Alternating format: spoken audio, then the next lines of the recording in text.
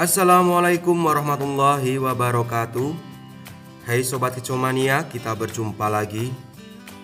Jadi pada kesempatan kali ini saya akan kembali memberikan tips dan pengalaman lagi tentang kacer yang pada saat digantangkan awal kerja ngotot tetapi selanjutnya mbagong, sampai ada yang mbagong ngunci. Nah, untuk kalian yang butuh informasi tentang masalah kacer seperti ini, yuk simak baik-baik pembahasan video kali ini.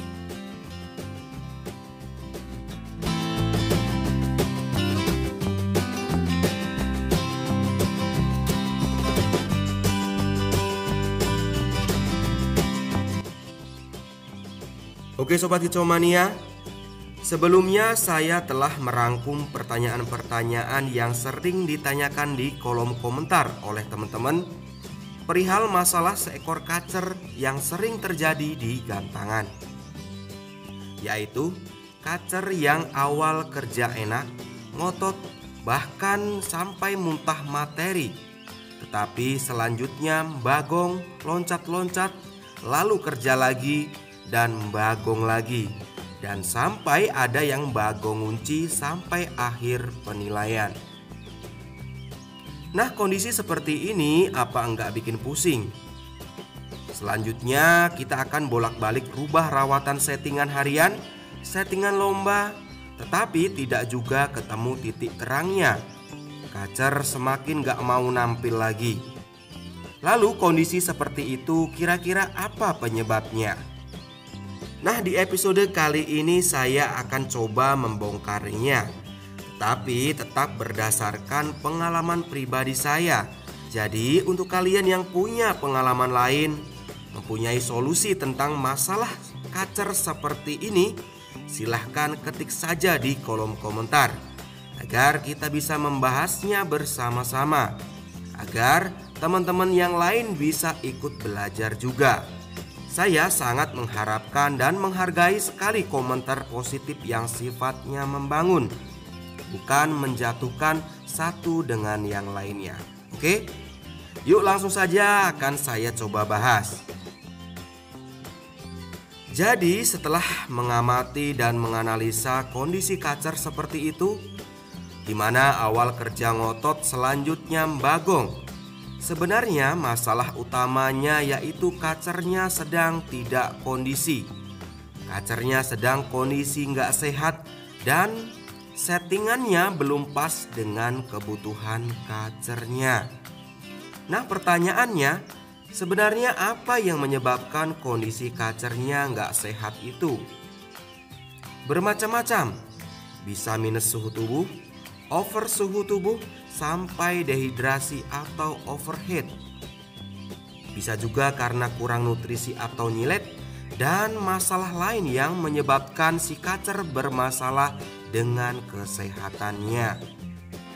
Saya sudah pernah membahas tentang ciri-ciri kacer sehat di video saya sebelumnya, seperti lincah, bulu tidak mengembang, nafsu makan si kacer bagus dan didukung pakem kotoran juga bagus, sayap menggapit rapat, dan tatapan matanya tajam atau tidak sayu. Dari ciri-ciri itu kita bisa jadi patokan. Saat semua kriteria kacer sehat sudah ada di kacernya, berarti kacernya sudah siap untuk disetting dan selanjutnya bisa dibawa ke lomba untuk dievaluasi hasil. Tetapi kondisi yang sering terjadi, sang perawat tidak cermat memantau kondisi kacernya. Mungkin karena belum paham atau memang sedikit memaksakan. Sudah tahu kacernya nggak kondisi, tetapi masih saja dipaksa untuk dilombakan. Alhasil kacer bermasalah di gantangan, main nggak maksimal, lalu menyalahkan settingan, menyalahkan pengkondisian lomba, padahal sudah tahu dari awal si kacer belum siap untuk dilombakan. Jadi saran saya, sehatkan dulu kacernya. Barulah setelah itu kita benar-benar yakin untuk melakukan settingan dan mempersiapkannya untuk dibawa ke area lomba untuk dilombakan. Jika nantinya kacer masih bermasalah juga di gantangan, minimal kita sudah tahu permasalahannya. Bukan karena pengaruh dari kesehatan kacernya, tetapi dari penyebab lain. Karena sebelumnya kita sudah menyehatkan kacernya terlebih dahulu. Lalu pasti ada pertanyaan seperti ini. Om mau bertanya, kacer saya sudah sehat. Terpantau semua kriteria sehat sudah ada di kacer saya. Tetapi kenapa ya kok masih mbagong? Main awal enak, tetapi setelah itu mbagong ngunci. Jadi jika ada kasus kacer seperti itu, berarti kan ada masalah lain yang menyebabkan si kacer mbagong. Karena dari awal kita sudah menyehatkan kacernya. Berarti nggak usah fokus lagi ke kesehatannya. Berarti harus dicari tahu lagi penyebab yang lain. Seperti yang saya jelaskan tadi, kacer main enak ngotot lalu mbagong, itu penyebabnya karena si kacer dalam kondisi nggak sehat dan settingan belum pas dengan kebutuhan kacernya.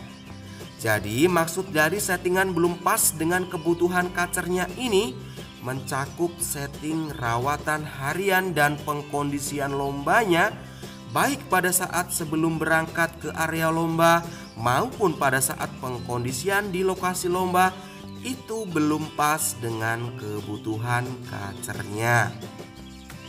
Dampak yang terjadi dari setting rawatan harian dan pengkondisian lomba yang belum pas itu menyebabkan si kacer bisa dominan tinggi birahinya atau bisa disebut over birahi, dan si kacer juga bisa terlalu tinggi emosinya atau sering disebut dengan over emosi.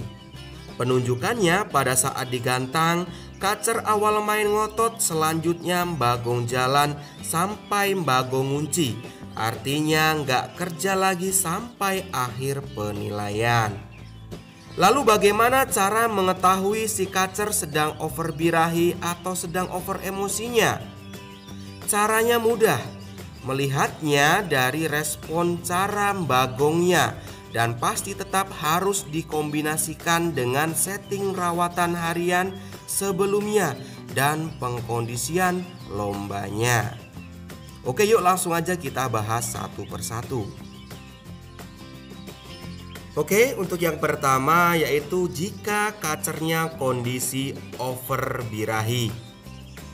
Jadi pada saat digantangkan, penunjukan kacernya main ngotot tetapi tidak mengejar musuh, lalu diam, dan selanjutnya terpantau narik kepala dan kepantau bulu sekitar leher dan kepala mengembang.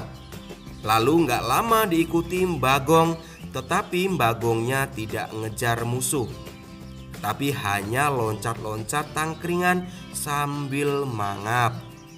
Dan biasanya juga untuk rawatan harian sebelumnya, si kacer terlalu banyak pemandiannya, jarang jemurnya, dan kebanyakan mengkonsumsi kroto. Dan untuk solusinya, pangkas mandinya. Artinya di sini dibuat saja mandinya seminggu 1 kali. Jemur seminggu 2-3 kali, maksimal 3 jam atau sekuatnya si kacer saja, sampai terpantau gelisah, nafas ngos-ngosan. Jangkrik berikan 3 pagi 3 sore dan harian di full prodong saja. Lakukan seperti itu sampai membaik. Untuk pengkondisian lombanya, teman-teman bisa coba kacernya tanpa dimandikan dulu, atau bisa dimandikan pagi jika lombanya siang. Di lomba hanya berikan jangkrik 2 ekor begitu sampai di lokasi lomba, kira-kira 5 sesi sebelum gantang. Dan saat 1 sesi menjelang gantang, berikan ulat Hongkong 3-5 ekor jika emosinya masih tanggung atau kurang konslet saat sebelum digantang. Oke, jadi itu gambaran solusi kacer kondisi over birahi. Selanjutnya yang kedua yaitu jika kondisi kacernya over emosi.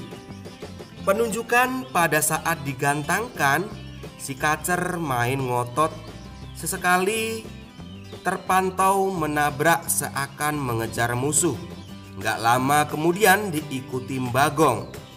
Di sini biasanya bisa Bagong jalan sampai muntah materi, sampai Bagong ngunci nggak kerja lagi sampai akhir penilaian. Dan biasanya untuk setting rawatan harian dan pengkondisian lombanya, si kacer terlalu banyak penjemuran atau pengumbaran, tidak imbang dengan kebutuhan mandinya, atau tidak sesuai dengan kebutuhan kacernya.